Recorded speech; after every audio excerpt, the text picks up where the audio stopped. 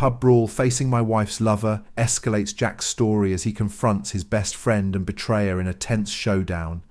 In a mix of anger and heartbreak, Jack seeks answers in the place where memories and betrayal collide.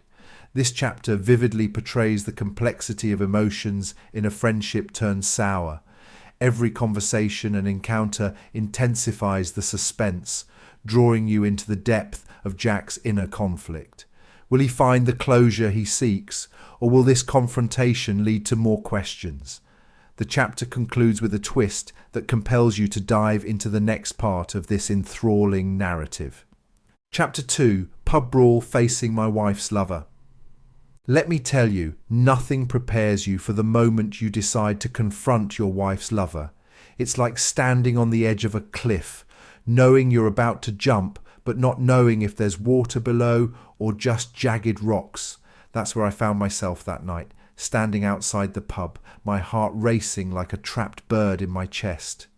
The pub, the Drunken Hare, was a place of laughter and camaraderie, a place where everyone knew your name and your favourite drink. But that night, it felt more like a battlefield. I pushed open the door, the familiar creak somehow ominous. The noise hit me first, the raucous laughter and clinking of glasses, the low hum of conversations. But I wasn't there for a pint or a chat. I was there for answers. Tom was at the bar, easy as you please, nursing a pint. Seeing him there, so relaxed and untroubled, it stoked the fire of anger in my belly. We'd grown up together, shared secrets, helped each other through tough times. And now this, betrayal by a friend, cuts deeper than any knife. I made my way through the crowd, each step heavier than the last. People greeted me, clapped me on the back, but I barely registered them. My focus was on Tom, on the man who'd shattered my world. Tom, I said, my voice steady despite the storm inside me. He turned, and for a second I saw something flicker in his eyes. Guilt? Fear? I couldn't tell.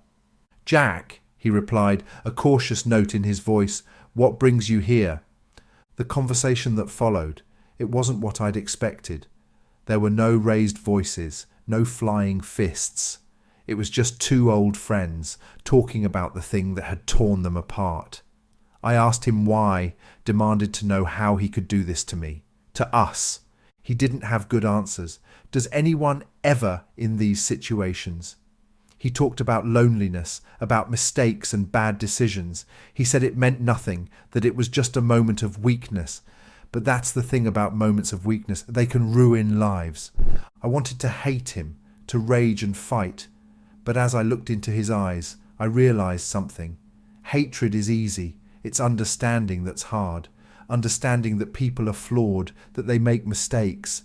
It didn't excuse what he did, but in that moment I saw Tom not as the villain in my story, but as a man who'd lost his way.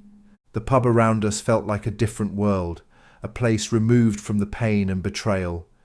People laughed and joked, oblivious to the drama unfolding at the bar. I almost envied them. As the conversation wound down, the anger in me subsided, replaced by a deep, aching sadness. I left Tom at the bar, my parting words not of anger, but of loss. I don't know if I can forgive you, I said, but I hope one day you'll understand the cost of your actions. I stepped out into the cool night air, the noise of the pub fading behind me. That's when I saw her, a figure standing in the shadows, watching me. She was wrapped in a coat, her face partially obscured. But there was something familiar about her, something that tugged at the edges of my memory. As I approached, she stepped into the light and recognition dawned. Sarah, Tom's ex-girlfriend. I hadn't seen her in years, not since she and Tom had split in a storm of accusations and heartache. Jack, she said, her voice low, we need to talk. Talk? About what?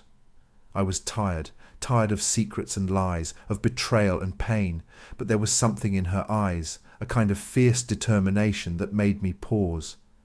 About Tom, she continued, about what he's really like. I should have walked away, should have left the past in the past. But curiosity, that most human of traits, got the better of me. What do you mean? I asked. What she told me then, it was like a second betrayal. Sarah painted a picture of Tom I didn't recognise, a man prone to lies and manipulation. She spoke of her own hurt, her own sense of betrayal. It was a story eerily similar to mine, a pattern repeating itself. "Jack, he's not who you think he is," she said, "and you're not the only one he's hurt." I stood there under the pale glow of the streetlight, my mind racing. Was Tom really this person Sarah described? Had I been blind to the man my best friend truly was? Sarah suggested something then, something that sent a shiver down my spine, a plan, a way to expose Tom, to make him face the consequences of his actions. It was crazy, a scheme born of hurt and a desire for revenge. I didn't say yes, not then. But as I walked home, her words echoed in my mind. Maybe it was time to take a stand, to fight back against the lies and deceit. But as I reached my doorstep, a new thought struck me. What if this was just the beginning? What if there were more secrets to uncover, more lies to expose? What was I stepping into? And with that thought, I realised my journey was far from over. There were more twists to come, more revelations to shake my world, and I, Jack, just an ordinary guy, was right at the centre of it all.